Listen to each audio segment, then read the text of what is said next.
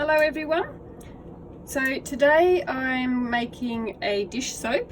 I will share the recipe with you as well. This is really easy to make and really effective. It works so well on greasy dishes. You can also use the same recipe to make laundry stain sticks, but when I do the stain sticks I don't add essential oils. So I've got here 2 kilos of coconut oil, and I have a blend of sweet orange and peppermint essential oils, my water and my lye. So I'm just going to go and mix my lye into my water. I'm going to do that outside so that I haven't got the fumes, and I will be back shortly.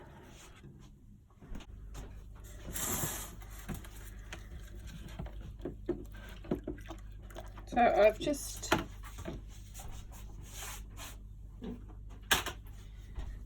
poured my caustic into my water, so it's really hot.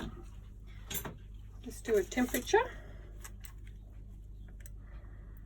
96 degrees, so very, very hot. And we're going to use this hot lye solution to melt the coconut oil.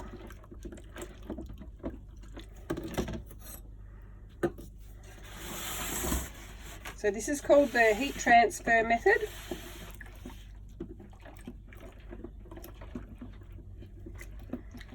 So 2 kilos of coconut oil. I've got 760 grams of water and 366 grams of caustic. You will need to run this recipe through a soap calculator just to double check it. You should never just follow a recipe that you hear about. You should always run it through a soap calculator.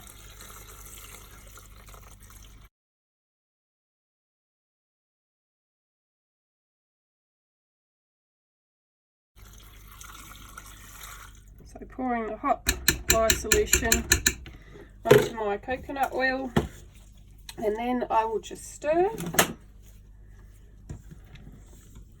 until it's melted. So this will probably take a few minutes.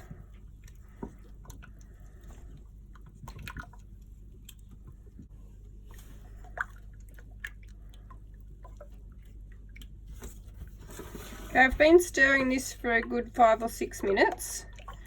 I'm going to use a stick blender to break up the last bit. It's now down to 38 degrees. So if I kept stirring it, it would eventually melt, because coconut oil melts, I can't remember, I think it's like 25, 26 degrees. But just to hurry it along a little.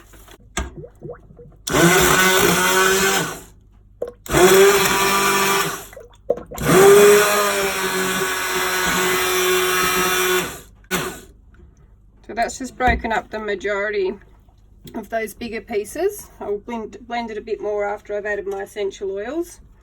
So this is just a blend of sweet orange and peppermint essential oils. It smells really nice when you're washing the dishes and you put the soap in with the running water, and yeah, it's a gorgeous smell.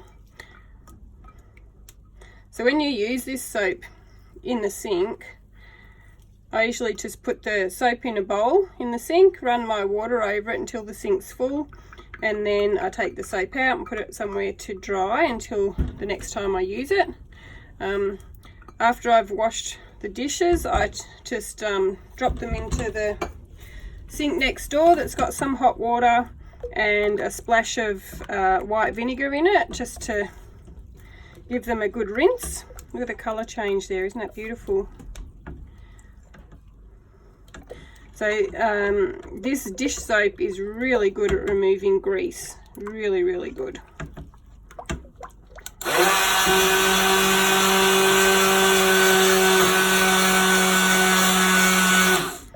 Just breaking up the last couple of chunks.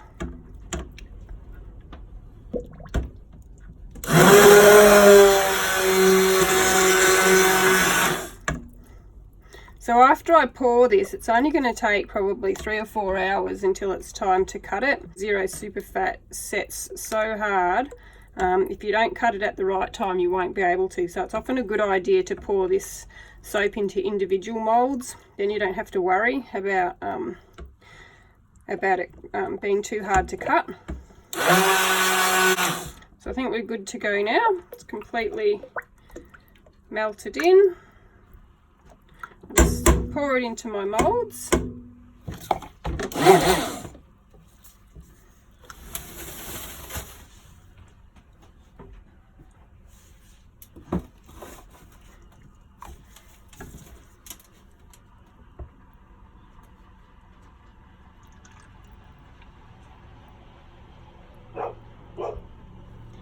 Someone's just arrived, so the dogs are barking.